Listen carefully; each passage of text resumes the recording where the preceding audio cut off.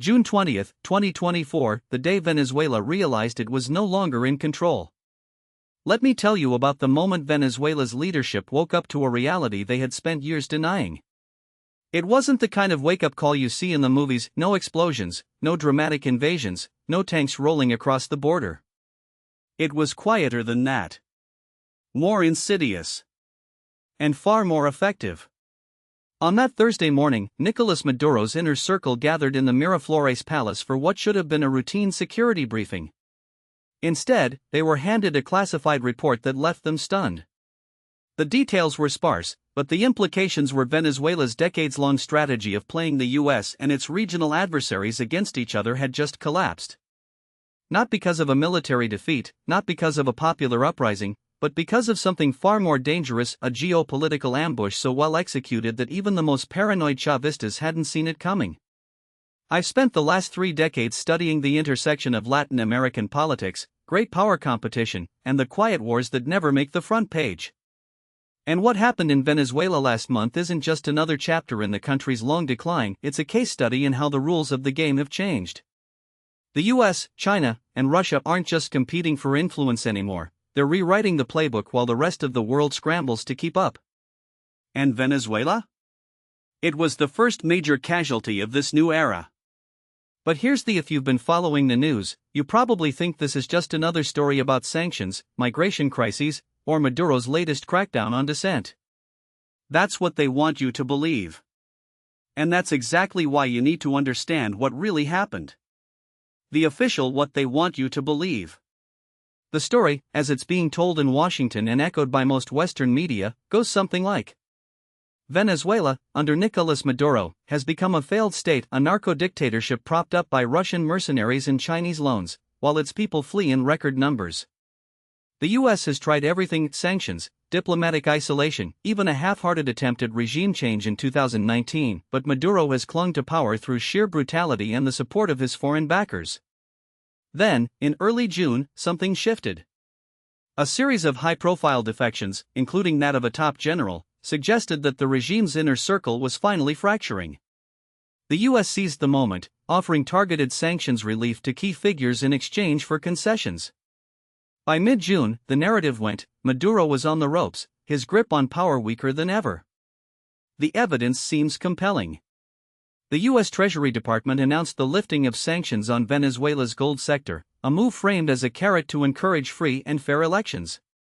The State Department issued statements praising positive steps toward democratic reforms. Even the European Union, usually more cautious, signaled a willingness to ease restrictions if Maduro made tangible concessions. Meanwhile, the Venezuelan opposition, long divided and ineffective, suddenly appeared more unified, with Maria Corina Machado, once a marginal figure, emerging as a credible alternative. The data supports this version of events, at least on the surface. According to the U.S. Energy Information Administration, Venezuela's oil production had plummeted to just 700,000 barrels per day by 2023, down from nearly 3 million in the late 1990s. The country's GDP had contracted by more than 75% since 2013, hyperinflation had rendered the bolivar worthless, and nearly 8 million Venezuelans had fled the country. The regime's survival, in this telling, was a miracle of repression and foreign patronage, nothing more. But there's a problem with this narrative. It's not wrong, exactly. It's just incomplete. And in geopolitics, what you leave out is often more important than what you include. The what really happened in Venezuela. Let me tell you what the official story isn't telling you. First, the sanctions. The US has been tightening the noose on Venezuela for years, but here's: the sanctions don't work the way most people think. They don't topple regimes, they entrench them. Look at Iran, Cuba, North Korea, all have survived decades of economic warfare. What sanctions do is create black markets, empower criminal networks, and force targeted states into the arms of other great powers. In Venezuela's case, that meant Russia and China. But here's where it gets interesting. The US didn't just impose sanctions and walk away. It managed them. And in early 2024, something changed. The Biden administration, which had been relatively hands-off on Venezuela compared to Trump, suddenly shifted gears. Not because Maduro had become more cooperative, but because the geopolitical calculus had changed. Let's look at the timeline. In January, the U.S. quietly allowed Chevron to resume limited oil operations in Venezuela after a years-long hiatus. In March, a senior State Department official met with Maduro's representatives in Qatar, a meeting that was not about democracy, but about energy. Then, in April, the U.S. Treasury Department issued a license allowing Venezuela to sell gold to the UAE, a move that effectively bypassed the sanctions regime. Why? Because the U.S. needed Venezuelan oil. Not for domestic consumption, U.S. production is at record highs, but to stabilize global markets ahead of the 2024 election. Now, let me be this wasn't about humanitarian relief. This was about realpolitik. The U.S. had a problem. With Russia's oil still under sanctions and Iran's exports volatile, global energy markets were tightening. The Biden administration couldn't afford a price spike in an election year. So it did what great powers always do, it cut a deal. But here's the part that should worry you. The U.S. didn't just negotiate with Maduro. It outmaneuvered him. And it did so by exploiting a vulnerability he didn't even know he had. Venezuela's economy isn't just dependent on oil. It's dependent on Russian and Chinese oil infrastructure. The country's refineries, its export terminals, even its digital payment systems, all of them are tied to Moscow and Beijing. And in early June, those systems failed. Not because of a cyber attack, not because of a natural disaster, but because of a quiet, coordinated move by the U.S. and its allies. Here's how it happened. The U.S. has spent years mapping Venezuela's economic dependencies. It knew that Russia's state-owned Rosneft controlled critical oil infrastructure, that China's CNPC had a stranglehold on Venezuela's gold sector, and that both countries were using Venezuela as a testing ground for their own financial systems, bypassing SWIFT, using digital currencies, and building alternative payment networks. So the U.S. did what it does: it weaponized interdependence. In late May, the U.S. Treasury Department issued a new round of sanctions, not against Venezuela, but against Russian and Chinese entities operating in the country. At the same time, the U.S. leaned on its allies in the Gulf to cut off Venezuela's access to the UAE's gold markets. Within days, Venezuela's ability to sell oil and gold, its two remaining lifelines, collapsed. Maduro's inner circle, which had spent years playing the U.S. against Russia and China, suddenly realized they had no leverage left. But the real kicker? The U.S. had already lined up an alternative. Even as it was squeezing Venezuela, it was negotiating with Guyana, Venezuela's neighbor and a rising energy power, to ramp up oil production. The message was if Maduro didn't play ball, the U.S. would simply replace Venezuelan oil with Guyanese oil, leaving Venezuela with nothing. This wasn't a negotiation. It was a surrender. The X did geopolitical how Venezuela became a pawn in a larger game. Now, let's out. Because what happened in Venezuela isn't just about Venezuela. It's about the new Cold War, one that's being fought not with tanks and nukes, but with pipelines, semiconductors, and digital currencies. For the last 3 decades, the U.S. has operated under the assumption that it can maintain global dominance through a combination of military power, economic coercion, and ideological soft power. That's the logic of liberal hegemony, the idea that the U.S. can and should shape the world in its own image. But here's the rest of the world isn't playing along anymore. China and Russia have spent the last 20 years building alternative institutions, the Belt and Road Initiative, the BRICS bloc, the Shanghai Cooperation Organization, to challenge U.S. dominance. And they've been remarkably successful. Today, nearly half the world's population lives in countries that are either neutral or aligned with Beijing and Moscow. That's not an accident. It's the result of a deliberate strategy to create a multipolar world. Venezuela is a perfect example of how this plays out. For years, Maduro's regime was a thorn in the U.S.'s side, a socialist government that openly defied Washington, hosted Russian military advisors, and sold oil to China in exchange for loans. The U.S. response? Sanctions, isolation, and occasional regime change fantasies. But here's that approach failed. Venezuela didn't collapse. It adapted.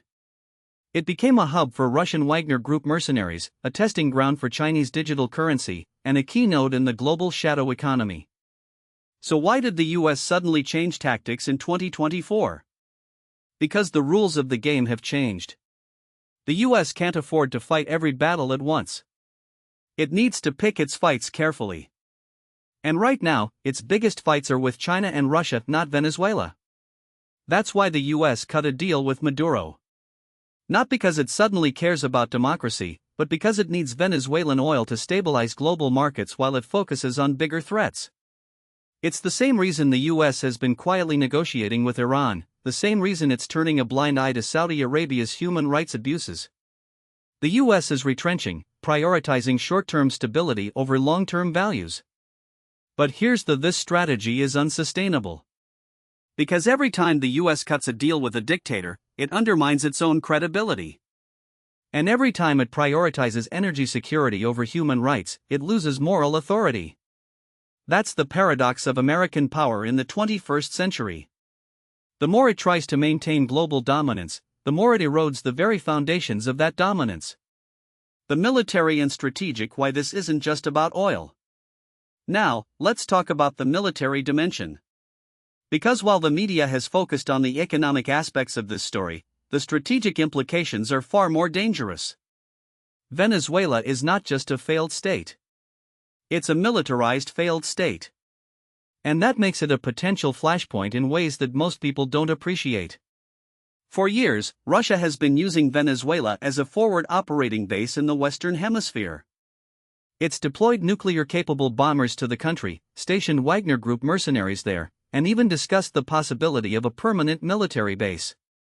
China, meanwhile, has been building deepwater ports and satellite tracking stations, infrastructure that could easily be repurposed for military use. The US has been watching this closely.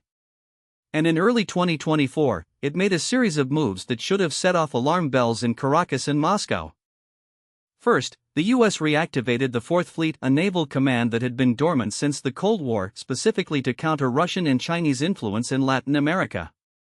Then, it conducted a series of large-scale military exercises with Brazil, Colombia, and Guyana, including a joint amphibious landing near Venezuela's eastern border. And finally, it deployed a carrier strike group to the Caribbean for the first time in a decade. Now, the official explanation for these moves is deterrence. But let me tell you, in geopolitics, deterrence is just a euphemism for coercion. The US wasn't just sending a message to Maduro. It was sending a message to Russia and China: if you want to play in America's backyard, you're going to pay a price. But here's where it gets dangerous. Because Russia and China aren't just going to back down. They've invested too much in Venezuela to walk away now. And if the US pushes too hard, they have options. Russia could escalate by deploying more advanced air defense systems to Venezuela, turning the country into a potential no-fly zone for US aircraft. China could retaliate by cutting off access to rare earth minerals, critical for US defense and tech industries. And both could use their influence in other parts of the world, Iran, North Korea, even Africa, to create distractions for the US. This is the problem with great power competition in the 21st century. It's not a zero-sum game. It's a multi-dimensional game, where every move has unintended consequences. And right now, the US is playing with fire. The domestic political why Biden can't afford to lose Venezuela. Now, let's talk about the domestic politics of this. Because while the media has framed this as a foreign policy story, the real drivers are right here in the US. Joe Biden is in a tough spot. His approval ratings are underwater, inflation is still a problem, and the 2024 election is shaping up to be a referendum on his presidency. And nothing moves the needle in American politics like gas prices. Remember 2022? When Biden released 1 million barrels a day from the Strategic Petroleum Reserve to lower gas prices ahead of the midterms? It worked, temporarily. But now, with the reserve depleted and global oil markets tightening, Biden can't afford another price spike. And that's where Venezuela comes in. The US doesn't need Venezuelan oil. But it needs stable oil markets. And right now, the best way to ensure that stability is to bring Venezuelan oil back online, even if it means cutting a deal with Maduro. But here's the Biden's base hates Maduro. The progressive wing of the Democratic Party sees Venezuela as a cautionary tale about US imperialism. The right, meanwhile, sees it as a socialist dystopia that must be crushed. And both sides are watching Biden's every move. So what does Biden do? He threads the needle. He offers Maduro just enough sanctions relief to get oil flowing again, but not enough to legitimize his regime. He frames it as a humanitarian gesture, even though everyone knows it's about energy. And he hopes that no one notices the contradiction. But here's the in politics, contradictions always come back to bite you. And in this case, the contradiction is glaring. The US is simultaneously trying to isolate Venezuela and use it as an energy partner. It's trying to promote democracy while cutting deals with a dictator. And it's trying to counter Russia and China by becoming more dependent on their allies. This isn't just bad policy. It's unsustainable. And it's a perfect example of how domestic politics distorts foreign policy. Scenario: what happens next in Venezuela? So where does this go from here? Let me lay out the three most likely scenarios and why none of them are good. Scenario 1: the controlled collapse. In this scenario, the US continues its current strategy, gradual sanctions relief in exchange for concessions, but no full normalization. Maduro stays in power, but his regime becomes increasingly dependent on US goodwill. Over time, Venezuela's economy stabilizes, but at the cost of deeper integration into the US sphere of influence. Russia and China are sidelined, but not completely pushed out.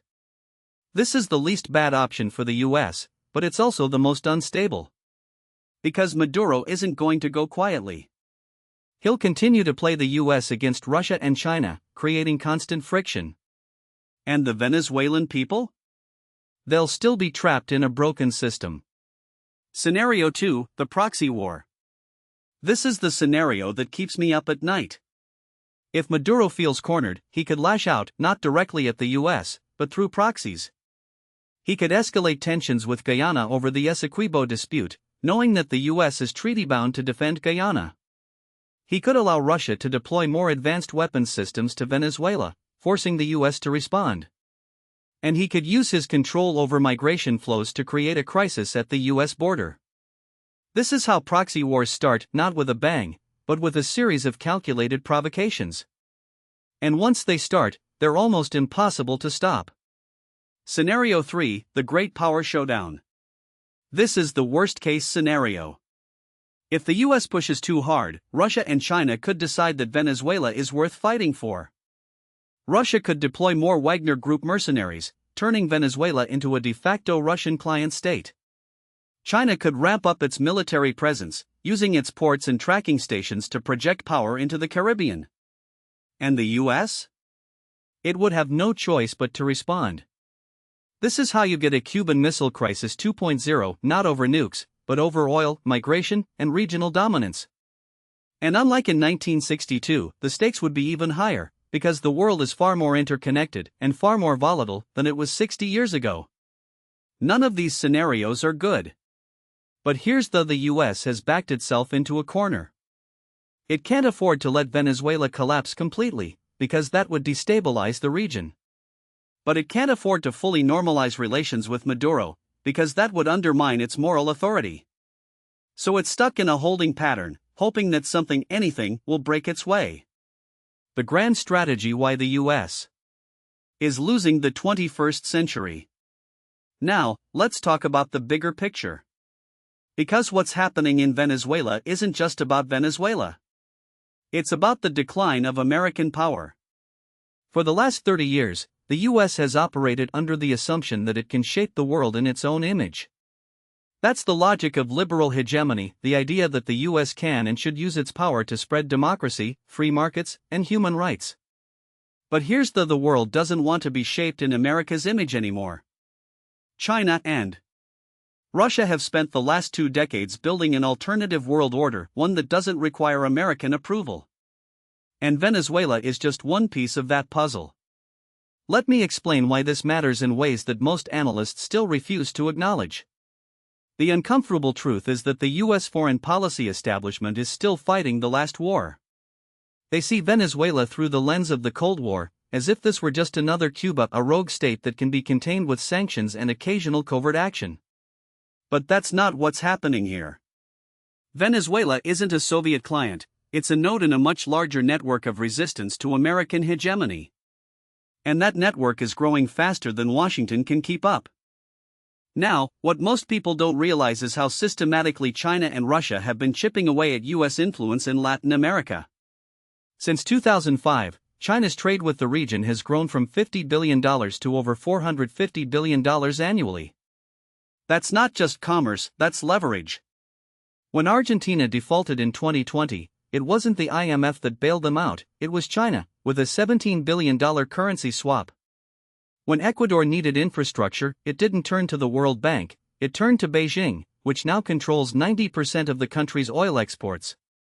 And when Venezuela's oil industry collapsed, it wasn't ExxonMobil that stepped in, it was China National Petroleum Corporation, which now owns a controlling stake in the country's most valuable oil fields. Russia, meanwhile, has been playing a different game, one that's even more dangerous because it's less visible. Since 2014, Moscow has signed over 30 military cooperation agreements with Latin American countries. In 2018, Russia deployed nuclear-capable bombers to Venezuela for joint exercises. In 2020, it sent military advisors to Nicaragua to train the Sandinista regime in counterinsurgency tactics. And in 2023, it began supplying Venezuela with advanced air defense systems, including the S-300, which can shoot down U.S. aircraft.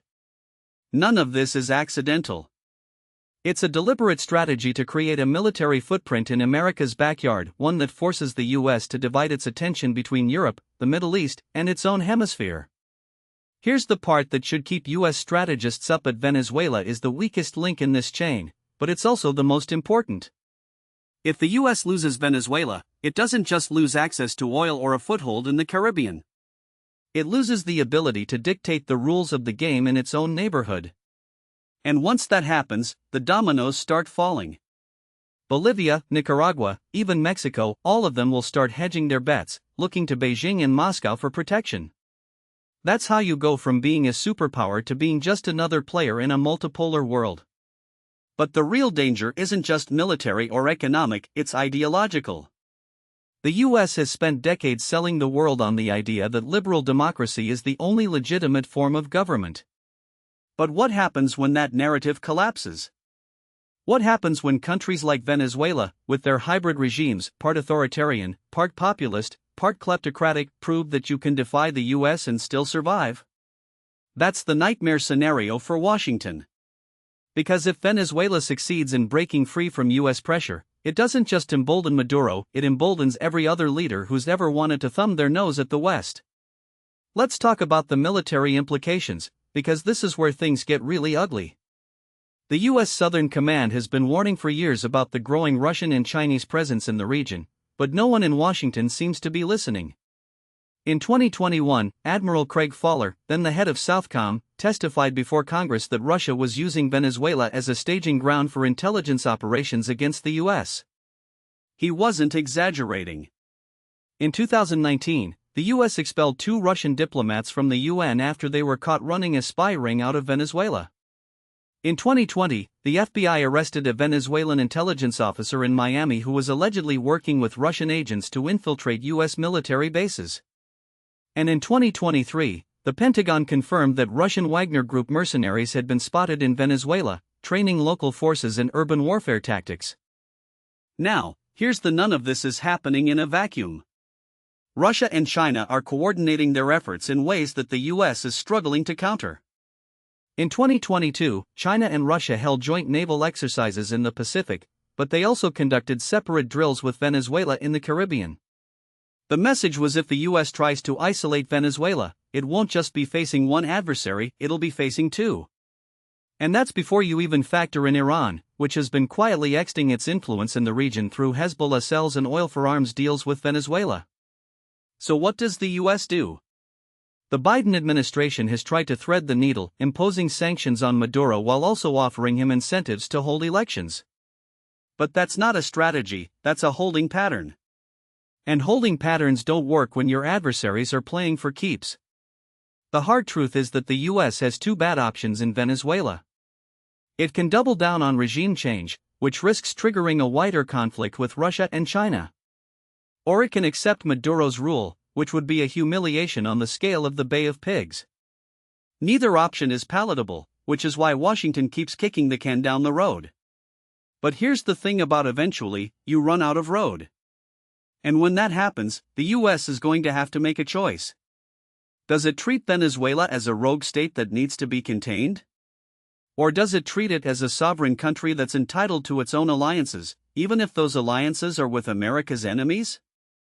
The answer to that question will determine whether the 21st century is defined by American leadership or by a new era of great power competition, one where the US is no longer the sole superpower, but just one of many. And that, more than anything else, is what caught Venezuela completely off guard. They thought they were just another small country defying the US. They didn't realize they were the first domino in a much larger game. And now, whether they like it or not, they're at the center of a geopolitical storm that's only going to get worse. Now, what most people don't realize is that Venezuela's political elite, Maduro included, still thinks in the old terms of 20th century anti-imperialism. They see themselves as the heirs to Chávez's Bolivarian revolution, a movement that was always more about defiance than governance. But the world has moved on, and their defiance has become a liability. The problem isn't just that they're isolated, it's that they become a pawn in a game they don't fully understand. And that's where the domestic political dimensions get really interesting. Let me explain why this matters. For years, the conventional wisdom in Washington was that Maduro's regime was a house of cards, propped up only by repression and oil money. The 2019 crisis, when Juan Guaidó declared himself interim president with U.S. backing, seemed to confirm that narrative. But here's the uncomfortable: Maduro didn't just survive that challenge, he outmaneuvered it. And he did it by doing something that caught even his own allies off. He turned the crisis into an opportunity to consolidate power at home. Take the 2020 parliamentary elections, for example. The opposition boycotted them, calling them a sham. And in many ways, they were. Maduro's government had jailed or exiled key opposition figures, and the Electoral Council was stacked with loyalists. But here's what the opposition didn't: by boycotting, they handed Maduro a supermajority in the National Assembly. That gave him the legal cover to rewrite the rules of the game, including passing a law that effectively banned opposition parties from participating in future elections. It was a masterclass in authoritarian consolidation, and it worked because the opposition played right into his hands. Now, fast forward to 2024. The Biden administration has been trying to revive negotiations with Maduro, dangling the carrot of sanctions relief in exchange for free and fair elections. But here's the: Maduro doesn't actually need free and fair elections. What he needs is the appearance of legitimacy, and he's gotten very good at manufacturing that. The 2024 presidential election is a perfect case in point. The opposition has united behind Edmundo Gonzalez, a former diplomat with no political base of his own, largely because the regime has barred Maria Corina Machado, the real opposition leader, from running. And yet, even with all the deck stacking, Maduro is still nervous. Why? Because for the first time in years, the opposition has a real shot at winning, and he knows it. Here's where the domestic politics get really messy.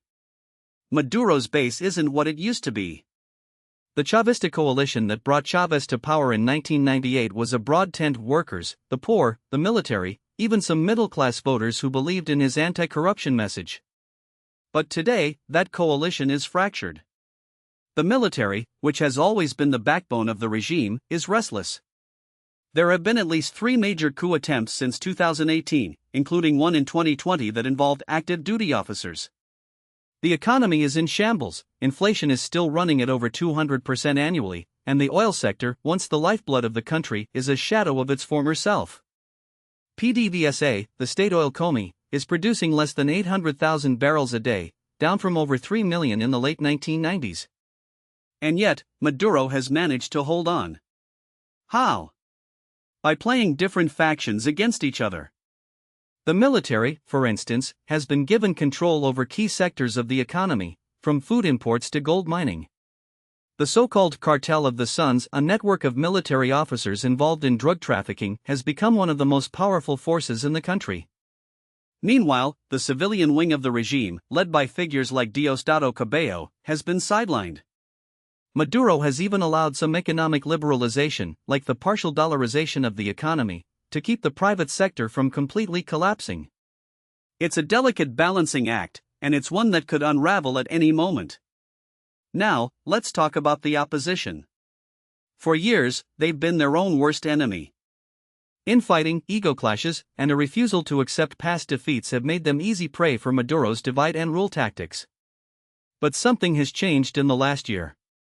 Maria Corina Machado's landslide victory in the opposition primaries, she won with over 90% of the vote, showed that there's a real hunger for change. And for the first time, the opposition has unified. They're not just calling for Maduro's ouster, they're offering a concrete plan for economic recovery, including the reintegration of Venezuela into the global financial system and the restoration of property rights. The problem is that Maduro isn't going to give up power without a fight. And that's where the geopolitical dimensions we discussed earlier come back into play. If the opposition wins the election, Maduro has two: he can accept defeat and step down, which would be unprecedented in Venezuelan history, or he can refuse to recognize the results and crack down. The latter is far more likely. And if that happens, the US and its allies will have to decide whether to double down on sanctions or accept that Maduro isn't going anywhere. Here's the scenario that keeps me up at night. Suppose Maduro steals the election, as he's done before. The opposition takes to the streets, and the military splits. Some units side with the protesters, others with the regime. Russia and China, seeing an opportunity, step up their support for Maduro, offering military aid and economic lifelines. The US, caught between a rock and a hard place, imposes even harsher sanctions, which only deepen Venezuela's economic crisis. And then, in the chaos, a group of hardline officers stages a coup, not to restore democracy, but to impose an even more repressive regime. That's not just a worst-case scenario, it's a plausible one. But there's another possibility, one that's even more unsettling. What if Maduro actually wins the election, but only because the opposition is too divided to mount a serious challenge? That's the scenario that the regime is quietly preparing for.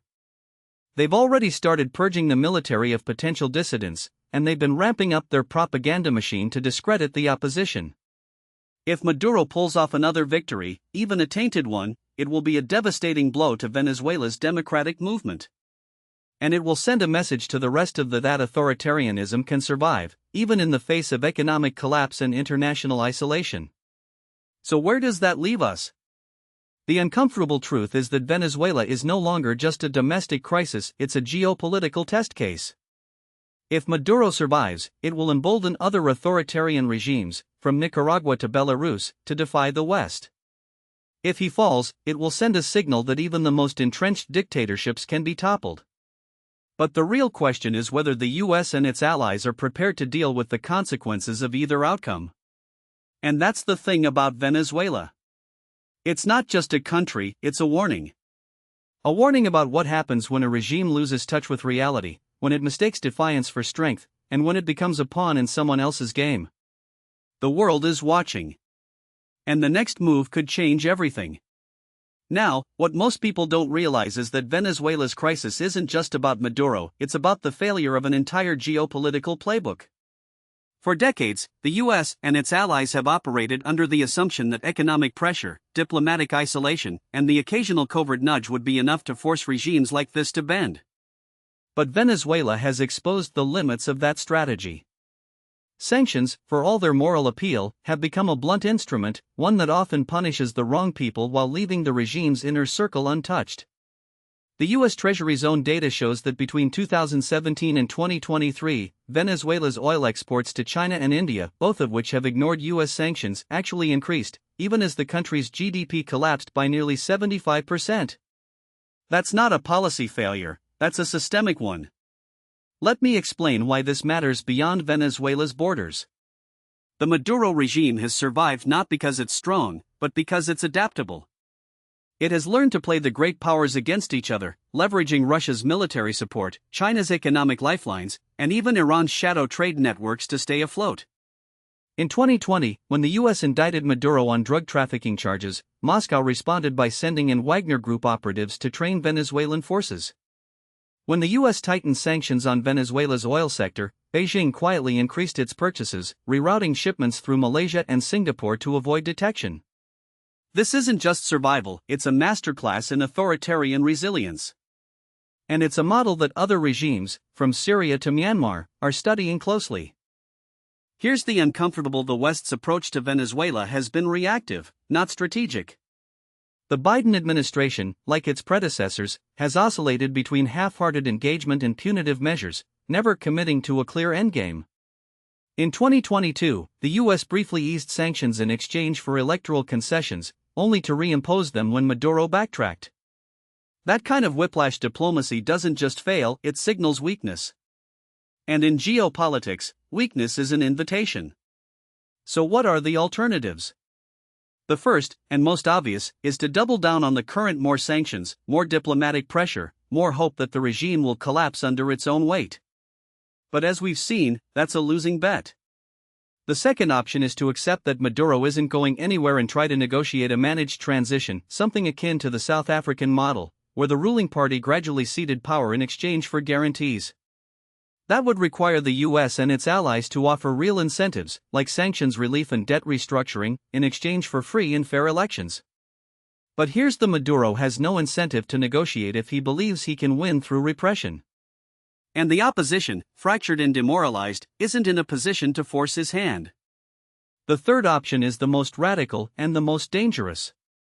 It involves a coordinated push by the US, the EU, and regional allies like Brazil and Colombia to create a parallel government, one that can credibly claim legitimacy and attract international recognition. We've seen versions of this before, most recently in 2019 when Juan Guaidó was recognized as Venezuela's interim president by over 50 countries. But that effort collapsed because it lacked substance. A real parallel government would need more than just diplomatic support. It would need control over key assets, like Venezuela's overseas oil revenues, and a credible plan to restore basic services. That's a tall order, but it's not impossible. The question is whether the US and its allies have the stomach for it. Now, let's talk about the bigger picture. Venezuela isn't just a test case for authoritarian resilience, it's a test case for the future of US influence in Latin America.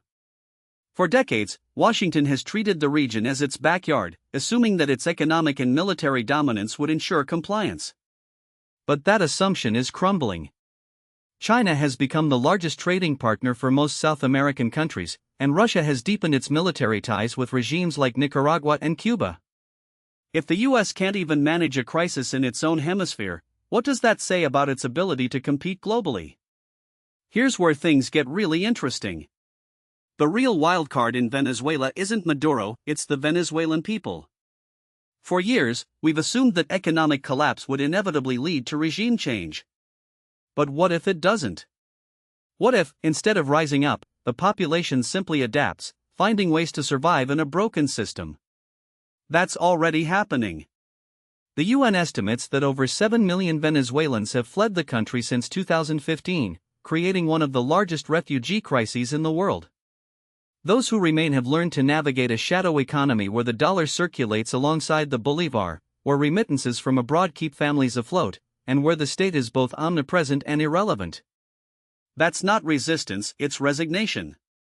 And it's a far more stable foundation for authoritarianism than we'd like to admit. So where does this leave us? The honest answer is that Venezuela is a mess, and there are no easy solutions. But that doesn't mean we should give up. The first step is to stop pretending that sanctions alone will fix anything. The second is to recognize that the US and its allies need a real strategy, one that goes beyond moralizing and actually addresses the geopolitical realities on the ground. That means engaging with China and Russia, not just to counter their influence, but to find areas of cooperation like debt relief or humanitarian aid that could ease the crisis. It means working with regional partners like Brazil and Mexico, which have their own interests and aren't always aligned with Washington. And it means accepting that the path to democracy in Venezuela, if it exists at all, will be long, messy, and unpredictable. The final lesson here is about humility. For too long, the West has assumed that its model of governance is the only viable one, that economic pressure will inevitably lead to political change, and that authoritarian regimes are doomed to collapse. Venezuela is proving that none of those assumptions are true. The world is changing, and the old playbook isn't working. The question is whether we're willing to admit that and whether we're prepared to write a new one. Because if we don't, Venezuela won't be the last crisis we mishandle. It'll just be the first.